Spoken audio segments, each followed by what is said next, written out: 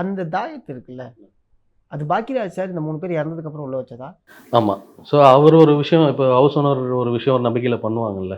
So அந்த மாதிரி ஒரு தாயத்து தான் அது. ஸோ அது யார் அதையே ஐ மீன் காமிக்கல.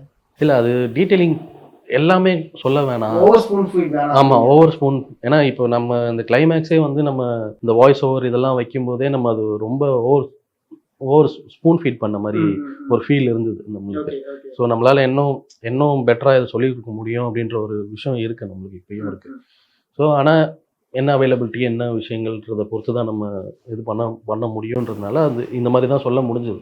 ஸோ அந்த விஷயத்தில் ஸோ இது ரொம்ப டீட்டெயிலிங் போக வேணாம். ஸோ எல்லாத்தையுமே காமிச்சிக்கிட்டே இருக்கணுன்ற அவசியமும் இல்லை. ஸோ ஏன்னா அந்த தாயத்து எடுத்தவன் வெளியே போட்டதுக்கப்புறம் அங்கே மியூசிக்கலாகவே அதனால தான் அந்த இடத்துல எலிவேட் பண்ணி விட்டுருப்போம்.